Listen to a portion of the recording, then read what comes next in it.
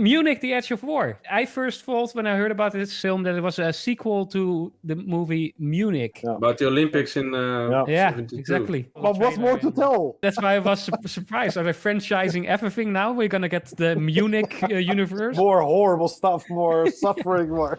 You cannot play poker with a gangster without having some cards up one's sleeve. Munich, The Edge of War. I think what this movie did very well is that it was very thrilling, and despite that you already know the outcome, of course, I was on the edge of my seat. Hitler is lying when he claims to want peace. People will suffer. The story about how you brainwash actually people like Hitler did and like populistic leaders can do. I found that a really strong element of this film. The scene where the German translator was in the room with Hitler one-on-one, where he had the moment to kill Hitler, to shot Hitler, which he was really decided to do, but in the moment he was not able in the end. And I found that a really good scene. Ich war ihm so nah, ich konnte seinen Atem riechen. I think some elements came there together. It's really hard to kill someone. It also actually realize what was going to happen, that we all know now how it afterwards turned out, and they didn't know yet. Ich habe die Pistole in meiner Hand gespürt. Aber meine Hand wollte sich nicht bewegen. What is right to do, what is wrong to do, this whole confusion, this whole dilemma, the whole day. I think that was all in this scene. I'm glad you're home. I have to grab my overnight bag and get back.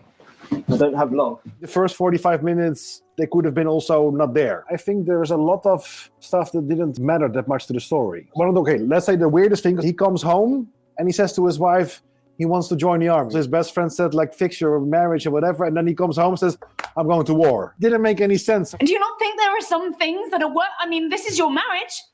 This is your family. The whole thing with the wife, it was, for me, that storyline was like, why to put it there? Because if it doesn't really add to the story... No, it didn't add anything. It'll be an act of espionage on foreign soil.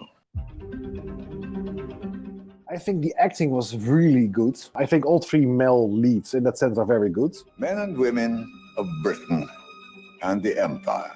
I was looking a couple of times at Jeremy Irons' performance, and I literally thought, like, that man really knows how to act. That's in the small nuances. He made his Chamberlain a sympathetic character while being indecisive also. So I think he made it quite a layered character. The film was, of course, not about him, like, for example, The Darkest Hour with Gary Oldman. I think it's almost the same kind of performance. So in a way, I wouldn't be surprised if he would be nominated for Best Supporting Actor, because I think he gave a very good performance here. I don't think he got enough airtime to really push through to the Oscar, maybe. I think he did a very good job with what he got.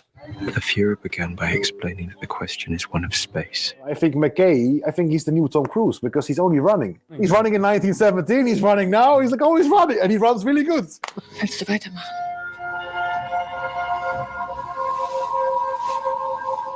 Welche Wahl haben wir sonst? And the German, I think we can see more of him. He was very good, I was really impressed by him, I found him very good. Really good in this scene in this bar, Hubert's, where he had to argue with his friend. Was willst du von mir? Wir sind die letzte Hoffnung, Hitler zu stoppen.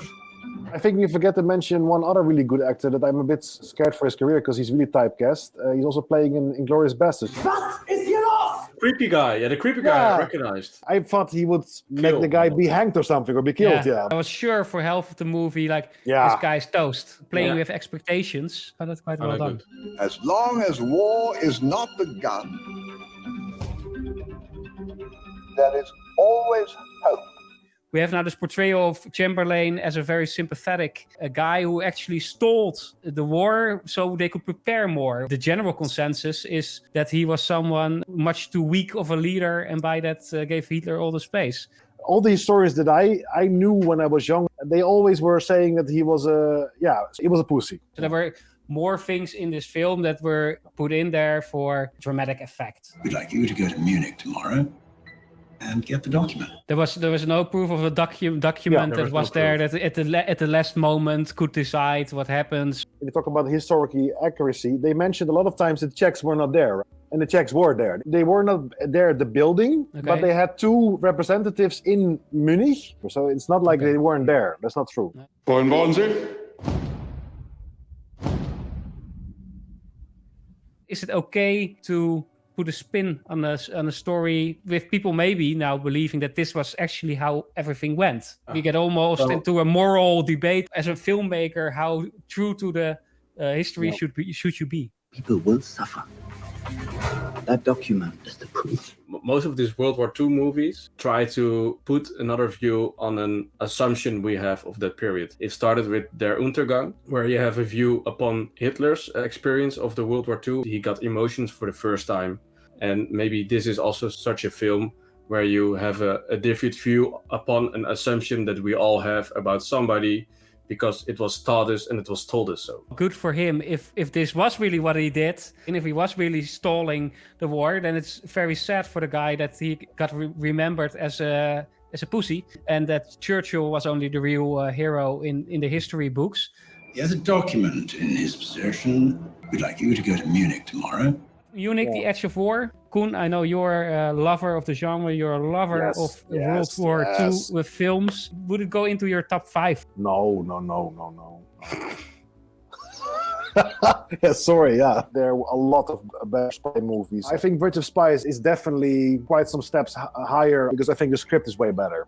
One of the best spy movies overall, Das Leben der Anderen, is by far the best spy movie ever made. A movie that I recently saw, quite comparable to this film, I think, in a lot of ways, was The Courier with Benedict Cumberbatch. And that one emotionally hit me at some points also. And way more, no, in that sense, Yeah, let's come to a rating, the 0 to 10. 7. Me too. 6.5 maybe. I go for 7.5. It could have been an 8 if the script was a bit better, I think. No. This was Munich, The Edge of War.